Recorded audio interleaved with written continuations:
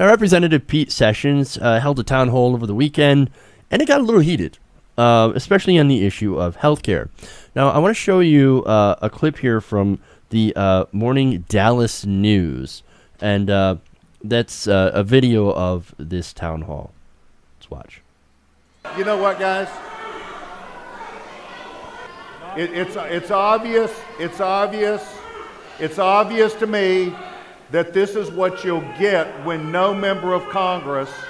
It's obvious to me that if we continue this, no member of Congress will want to meet with people. Thank you. Go to the next one. Go to the next slide.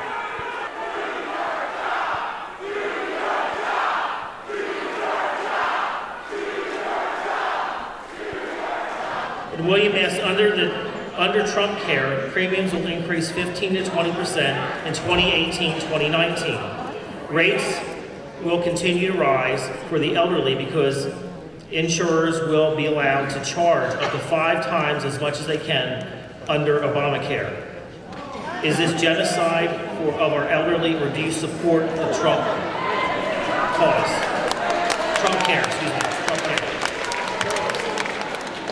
We are going to make the changes. We are going to pass the bill, and we're going to repeal Obamacare.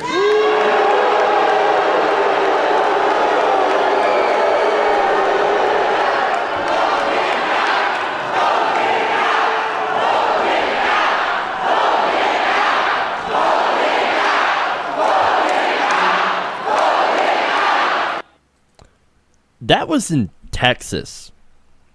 Mm-hmm. Damn.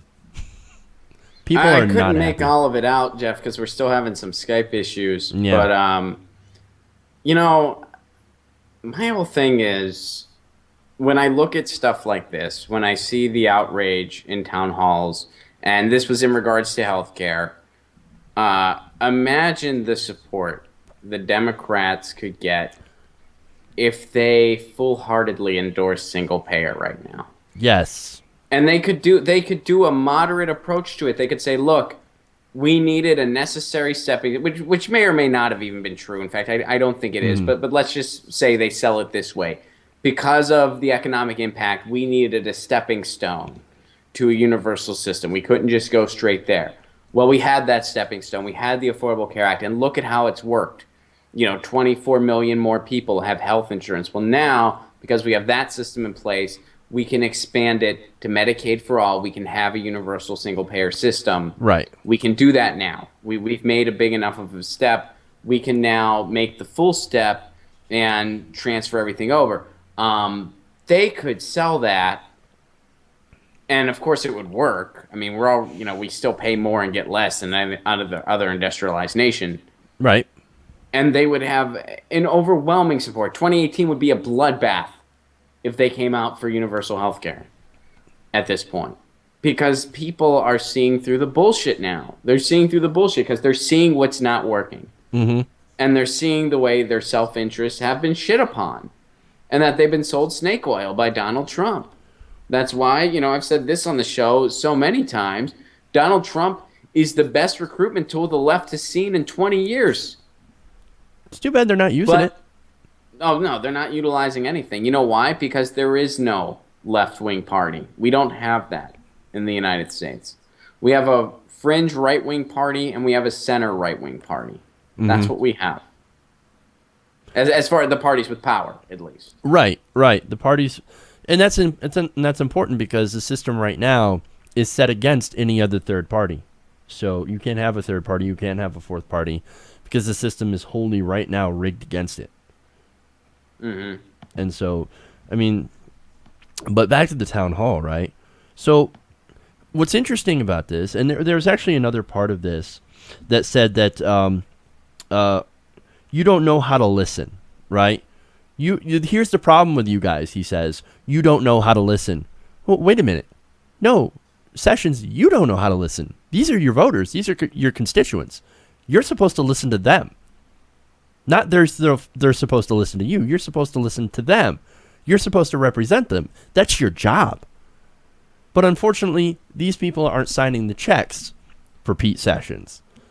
And so he thinks, oh, no, you're the problem. You're the problem. I'm going to do whatever I'm going to do because that gets me money. I get paid by the donors, the billionaires who want to lower their taxes. In fact, this bill is the $600 billion tax cut, right? Mm-hmm. The AHCA or whatever. The 400 top wealthiest households in America get a tax cut of $7 million. Those are the people who are signing Pete Sessions checks, not the constituents. And so he's supposed to work for the people of Texas. He does not. He works for the donors. That's why you've got to get money out of politics. And I feel like this is a conversation that especially needs to happen in the Trump administration, in the Trump era. Because you know how we got here? Money in politics. Mm-hmm. Yeah, that's something people like to forget. And I think it's something that people don't really... Trump is seen as this villain, which he is. But Trump is a system of a bigger disease. When you have a system that operates the way ours does, something like a Donald Trump was inevitable, and now we're here.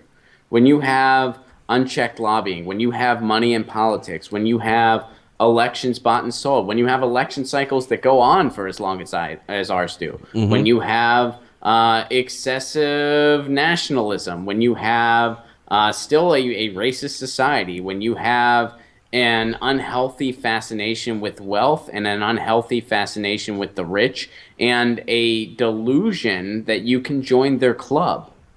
Donald Trump's inevitable. I mean, Donald Trump's a symptom of a much bigger disease. And yeah, this needs to be the very clear message that, yes, we need money out of politics completely. We need to have different voting structures. Right. I favor alternative voting methods. And we need to completely do away with all the structural anecdotes that make this two-party system possible, because it's not serving the people. It's serving the corporate elite and nobody else. And when you get... I don't know what kind of wake-up call we need if this isn't it. Right. And when, by the way, when you get money out of politics, you also strengthen third parties. Mm-hmm. And it's kind of funny, like, some people might be looking at this argument and saying, well, wait a minute, Hillary Clinton spent...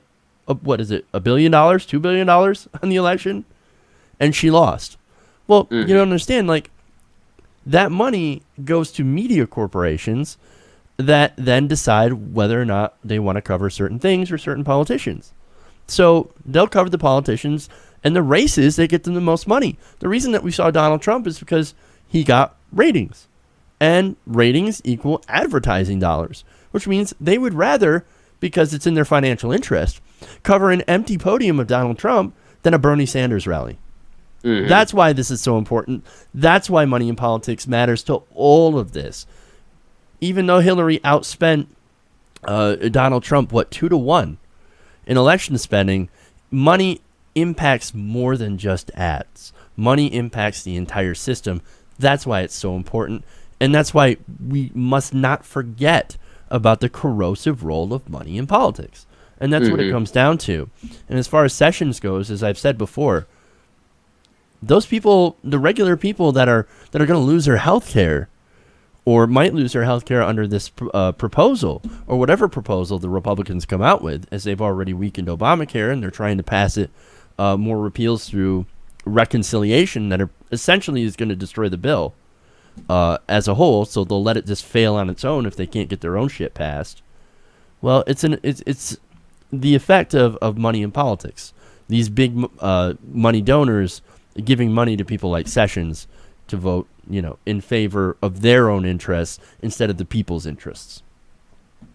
Hey everybody, thanks for watching this video. If you want to see more like this, please hit the subscribe button below. And if you want to support truly independent progressive media, please consider becoming a patron at patreon.com/TYTNation.